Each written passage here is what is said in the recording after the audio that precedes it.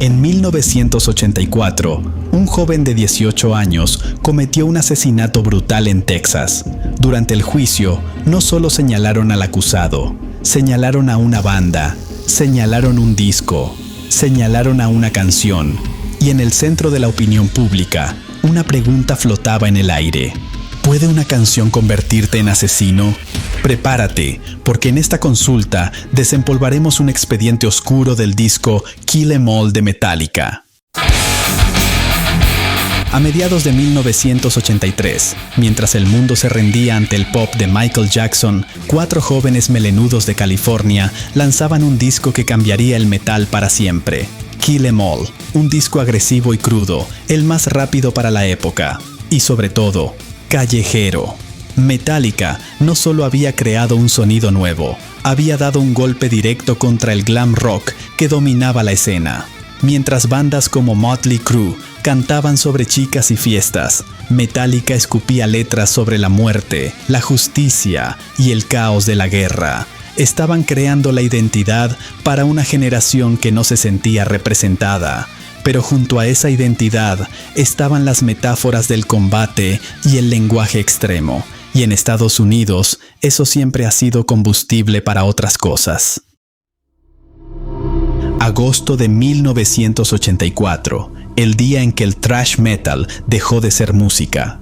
Un año después del lanzamiento de Kill 'Em All, en Corpus Christi, Texas, la lírica de una de sus canciones estaba a punto de mezclarse con la sangre. Troy Kunkel no era un fan cualquiera. Esa tarde, bajo el efecto del alcohol y LSD, Troy no buscaba un concierto. Junto a su novia y 2 amigos, buscaba una presa, una víctima para alimentar su delirio. Stephen Horton, un hombre de 31 años, solo quería llegar a su casa. Un error de cálculo lo subió a ese auto. Lo que empezó como un aventón terminó con un cañón calibre 22 apuntando a su cabeza. Horton se resistió, no entregó su billetera. Y en ese instante, el alcohol, el LSD y la lírica de James Hetfield chocaron en la mente de Troy Kunkel. «Te voy a volar los sesos», sentenció. Un disparo en una zona solitaria de Texas. 13 miserables dólares de botín. Y mientras el cuerpo de Horton era abandonado, Troy recita los siguientes versos de una canción.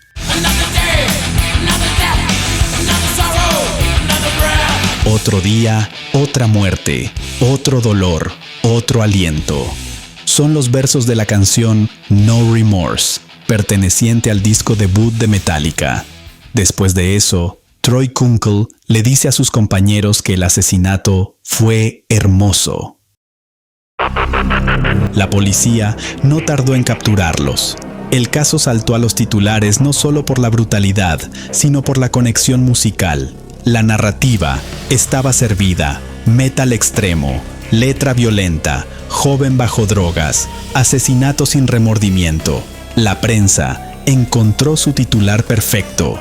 Lo bautizó The No Remorse Killer. Y en medio de la polémica y la conmoción nacional, nace una pregunta que Estados Unidos ya había hecho antes y se sigue haciendo hasta ahora. ¿La música influye en la violencia juvenil? La fiscalía exigía la pena de muerte para Troy Kunkel, pero su defensa intentó una táctica desesperada: culpar a Metallica, alegando que sus letras habían influenciado psicológicamente en la conducta del joven, empujándolo a una violencia que de otro modo no habría cometido. El vocalista James Hetfield tuvo que dar la cara por Metallica, alegando que se encuentran devastados por el incidente y que lastimosamente ese chico se lo tomó a su manera. El baterista Lars Ulrich declaró que a pesar de que las letras de Metallica hablan de violencia, nosotros de ninguna manera intentamos promoverla. La banda no conocía al acusado, no tenía vínculo alguno con él, pero el daño mediático ya estaba hecho. Metallica se convirtió, por un momento, en símbolo de algo más grande: el miedo cultural al heavy metal. No Remorse no es más que un grito de guerra, cuya letra habla de enfrentar con furia al enemigo en medio del caos de un combate y no sentir ningún tipo de remordimiento mientras se mata al enemigo. Durante el juicio, la corte decidió escuchar No Remorse para comprobar su influencia psicológica, pero Troy Kunkel, en lugar de bajar la cabeza, comenzó a sacudirla al ritmo del thrash metal y simular que tocaba una guitarra eléctrica, es decir, hacer el famoso air guitar frente al juez. Para muchos, eso fue la confirmación de que la música lo había contaminado. Para otros, fue la prueba de que simplemente era un joven irresponsable que no le importaba ni su propia vida. El veredicto fue implacable: pena de muerte mediante inyección letal para Troy Kunkel por secuestro, robo y homicidio en primer grado. Su novia, Laura Sions, es condenada a cadena perpetua por complicidad de homicidio, arrojar del vehículo al cadáver y tomar su billetera. Los otros dos compañeros, Aaron Atkins y Russell Stanley, quienes no querían matar a Stephen Horton desde un inicio, fueron sentenciados a 30 años de prisión. La música se detuvo. Pero, ¿quién era realmente Troy Kunkel? Sus abogados no solo apelaban por la música y el efecto de sustancias al cometer el crimen, retrataron un hogar que era una zona de guerra, con un padre exmilitar que descargaba sus traumas en su hijo y una madre hundida en una depresión severa. La defensa argumentó que Troy nunca tuvo una oportunidad. Sin antecedentes penales previos, el joven creció en un entorno de abusos donde la violencia era el único lenguaje. Metallica no creó al monstruo, solo le puso la banda sonora. Pero la historia no terminó ahí. Troy pasó más de 20 años en el corredor de la muerte, lugar donde conoció de Cristo y adoptó el Evangelio. Según los informes de la prisión, mantuvo una conducta impecable. Durante 2 décadas, su ejecución fue suspendida 5 veces en el último minuto. El argumento de la defensa era: ¿es justo matar a un hombre que ya no es el monstruo de 18 años que apretó el gatillo? Pero la justicia de Texas tiene memoria de elefante. Troy Kunkel es llevado a la cámara de ejecución el 25 de enero de 2005 a los 38 años de edad. En su última entrevista expresó las siguientes palabras: realmente no hay nada de que estar orgulloso. Es una vergüenza. Tengo que mirarme todos los días al espejo y tengo que ver las lágrimas de mi madre cada vez que me visita.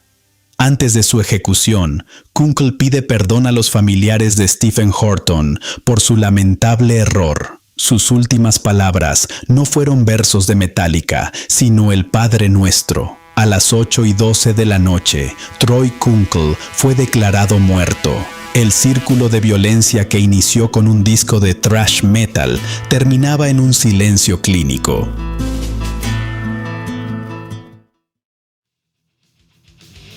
Metallica siguió su camino. No solo sobrevivieron, se convirtieron en una de las bandas más grandes de la historia. Pero el debate sigue hoy vigente. ¿Puede la música influir en la conducta violenta? ¿Crees que un artista debe ser responsable de lo que sus fans hagan con su obra? Te leo en los comentarios. Si te interesan las historias donde la música choca con la cultura y los medios, en el canal hay un video dedicado a The Prodigy y la controversia de Firestarter, cuando el Reino Unido entró en pánico por su video musical, acusado de incitar a la violencia. Otro recordatorio de que a veces la música puede ser más peligrosa de lo que sus creadores imaginaron. Si te gustó, dale like y suscríbete para que no te pierdas una nueva consulta del Dr. Melómano. Hasta la próxima.